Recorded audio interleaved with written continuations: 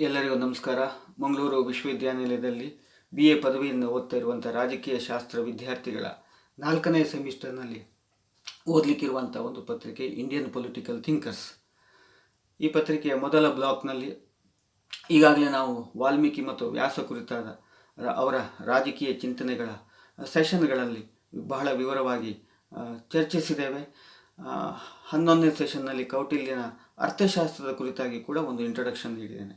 12ನೇ ಸೆಷನ್ನಲ್ಲಿ ಕೌಟಿಲ್ಯನ ಸಪ್ತಾಂಗ ಥಿಯರಿಯನ್ನು ನಾವು ಚರ್ಚಿಸೋಣ. ಒಂದು ಆದರ್ಶ ರಾಜ್ಯ ಅಂದರೆ ಏನೆಲ್ಲ ಅಂಶಗಳನ್ನು ಒಳಗೊಂಡಿರಬೇಕು ಅಂತ ಹೇಳುವಂಥ ಮತ್ತು ಕೌಟಿಲ್ಯ ಅರ್ಥಶಾಸ್ತ್ರದಲ್ಲಿ ಬಹಳ ಪ್ರಖರವಾಗಿ ಪ್ರಸ್ತಾಪಿಸಲ್ಪಟ್ಟಂಥ ಒಂದು ಆದರ್ಶ ರಾಜ್ಯ 7 ಮುಖ್ಯ ಅಂಶಗಳನ್ನು ಒಳಗೊಂಡಿರಬೇಕು ಅಂತ ಹೇಳಿದಂಥ ಸಪ್ತಾಂಗ ಸಿದ್ಧಾಂತ.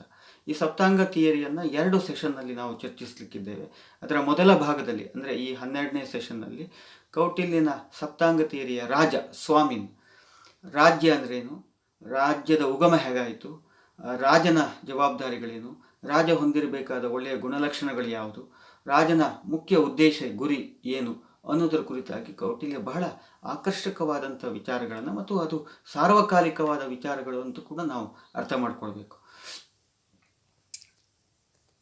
ಕೌಟಿಲ್ಯನ ಅರ್ಥಶಾಸ್ತ್ರ gives A very comprehensive idea of the origin and nature of state.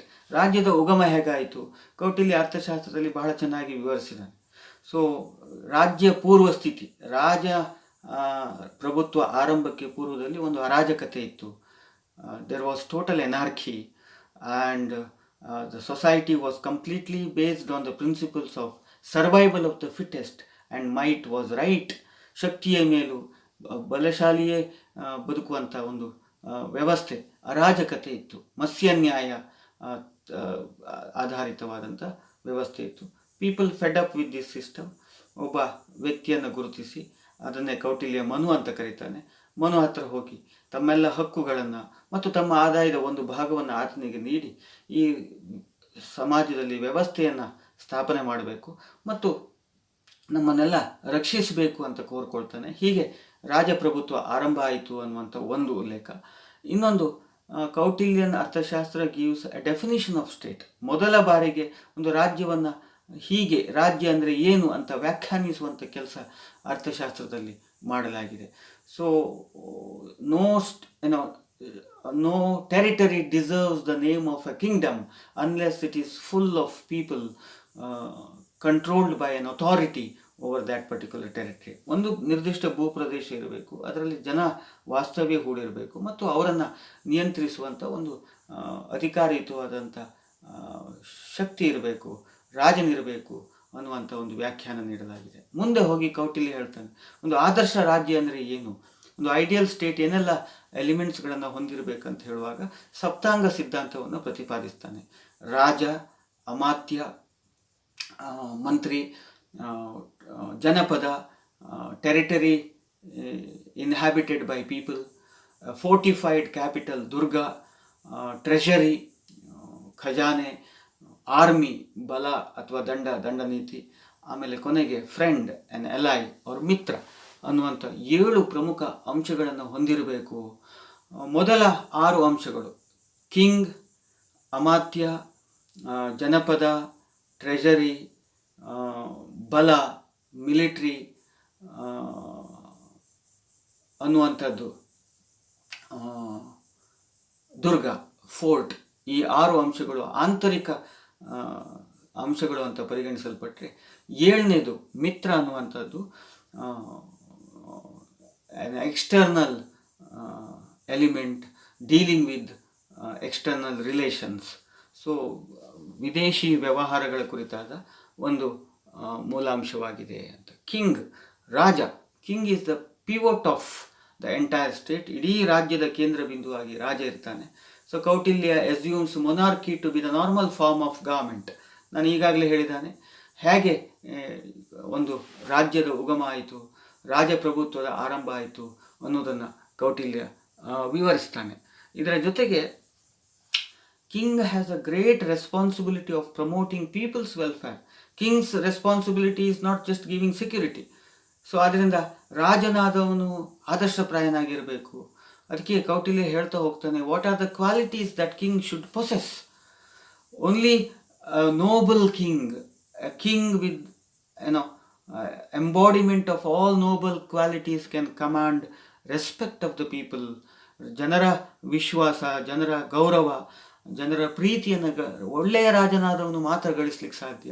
ಆದ್ದರಿಂದ ರಾಜ ಏನೆಲ್ಲ ಗುಣಲಕ್ಷಣಗಳನ್ನು ಹೊಂದಿರಬೇಕು? ಯಾಕಂದರೆ ರಾಜನ ಮುಖ್ಯ ಉದ್ದೇಶ ಎಲ್ಲ ಸಮಯಗಳಲ್ಲಿ ರಾಜನಾದವನು ಪ್ರಜೆಗಳ ಕಲ್ಯಾಣವನ್ನೇ ಬಯಸಬೇಕಾಗತ್ತೆ. ಸೊ ಅಂತಹ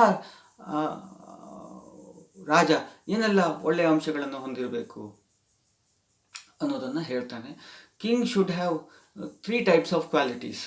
ಒಂದು nobility of birth, pity, kind, sympathetic, truthfulness, ಇದನ್ನೇ ಅಭಿಗಮಿಕ ಗುಣ ಅಂತ ಕರೀತಾನೆ Kautilya.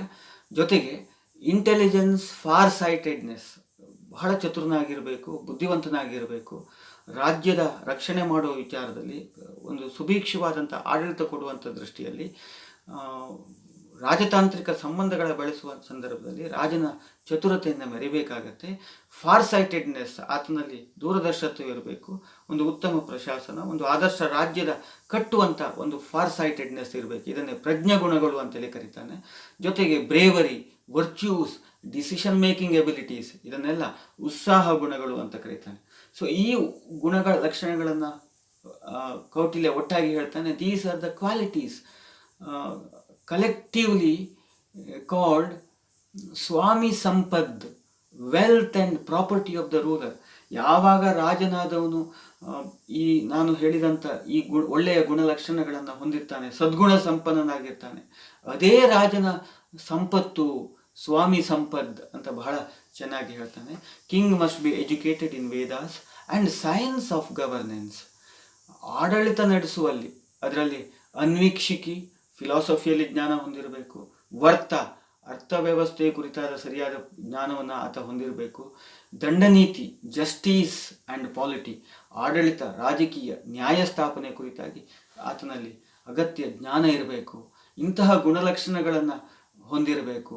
And king should control senses, ಇಂದ್ರಿಯ ನಿಗ್ರಹ. ರಾಜನಾದವನಿಗೆ ಅಪರಿಮಿತವಾದ ಬಯಕೆಗಳೆಲ್ಲ ಇರಬಾರ್ದು, ಸ್ವನಿಯಂತ್ರಣ ಇರಬೇಕು. ತನ್ನ ಇಂದ್ರಿಯಗಳ ಮೇಲೆ ಆತನಿಗೆ ನಿಯಂತ್ರಣ ಇರಬೇಕು. ಆದರೆ Kautilya did not recommend the denial of 3 goals of life, ಧರ್ಮ, ಅರ್ಥ ಆ್ಯಂಡ್ ಕಾಮ ಟು ಕಿಂಗ್. ಬದುಕಿನ ಜೀವನದ ಉದ್ದೇಶಗಳಾದಂಥ ಧರ್ಮ, ಅರ್ಥ, ಕಾಮ, ಇದನ್ನು ಮೋಕ್ಷಗಳನ್ನು ಡಿನೈ ಮಾಡೋದಿಲ್ಲ Kautilya. What are the duties of the king? ರಾಜನ ಕರ್ತವ್ಯಗಳೇನು? ಇದು ಬಹಳ ಮುಖ್ಯ. ಸೊ ನಾನು ಈಗಾಗಲೇ ಹೇಳಿದ್ದಾನೆ, king should always aim at the ಯೋಗಕ್ಷೇಮ ಆಫ್ ಹಿಸ್ ಸಬ್ಜೆಕ್ಟ್ಸ್, ದ ಯೋಗಕ್ಷೇಮ of his country. Country, nation ಅನ್ನುವಂಥ ಕಲ್ಪನೆ ಇಲ್ಲದಿದ್ದರೂ ತನ್ನ ರಾಜ್ಯದ ಹಿತವನ್ನು ಬಯಸುವಂಥ, ರಾಜ್ಯದ ಹಿತಾಸಕ್ತಿಗಳನ್ನು ಕಾಪಾಡುವಂಥ ಮತ್ತು ರಾಜ್ಯದಲ್ಲಿ ವಾಸಿಸುವಂಥ ಪ್ರಜೆಗಳ ಹಿತರಕ್ಷಣೆ ಮಾಡುವಂಥ ಮುಖ್ಯವಾದಂಥ ಉದ್ದೇಶ, ಜವಾಬ್ದಾರಿ ರಾಜನದ್ದಾಗಿರ್ತದೆ. ಅದರಿಂದ ಎನ್ಶ್ಯೂರಿಂಗ್ ಯೋಗಕ್ಷೇಮ, welfare of the public, protection of his subjects, their life and property, protecting people from natural calamities and social anti-social elements, ಸಮಾಜ ವಿರೋಧಿ ಕೃತ್ಯಗಳು, ಚಟುವಟಿಕೆಗಳು ಮತ್ತು ಪ್ರಾಕೃತಿಕ ವಿಕೋಪಗಳ ಸಂದರ್ಭದಲ್ಲಿ ಪ್ರಜೆಗಳ ಹಿತರಕ್ಷಣೆ ಕಾಪಾಡುವಂಥದ್ದು. Actively participating in war and administration of justice, ಯುದ್ಧ ಮಾಡುವಂಥ ಸಂದರ್ಭದಲ್ಲಿ ಸ್ವಯಂ ಸೇನೆಯನ್ನು ಹುರಿದುಂಬಿಸುವಂಥ ಕೆಲಸವನ್ನು ರಾಜ ಮಾಡಬೇಕು. ನ್ಯಾಯ ಸ್ಥಾಪನೆ ಮಾಡುವಂಥ ಕೆಲಸವನ್ನು ರಾಜ ಮಾಡಬೇಕಾಗ್ತದೆ. And appointing and regulating all important officials and giving their code of conduct. ಅಮಾತ್ಯಾಸ್ ಅಂತ ನಾನು ಹೇಳಿದೆ, ಆಡಳಿತ ನಡೆಸಲಿಕ್ಕೆ ವಿವಿಧ ಇಲಾಖೆಗಳನ್ನು ಮುನ್ನಡೆಸುವಂಥ ಮಂತ್ರಿಗಳನ್ನು ನೇಮಕ ಮಾಡುವಂಥದ್ದು, ಅರ್ಹರನ್ನೇ ನೇಮಕ ಮಾಡುವಂಥದ್ದು, ಅವರಿಗೊಂದು ಕೋಡ್ ಆಫ್ ಕಾಂಡಕ್ಟ್, ನೀತಿ ಸಂಹಿತೆಯನ್ನು ನೀಡುವಂಥದ್ದು ಮತ್ತು ಅವರು ರಾಜನಿಗೆ ಯಾವತ್ತೂ ವಿಧೇಯರಾಗಿರುವಂತೆ ನೋಡಿಕೊಳ್ಳುವಂಥದ್ದು. Promoting trade and commerce beneficial to his people.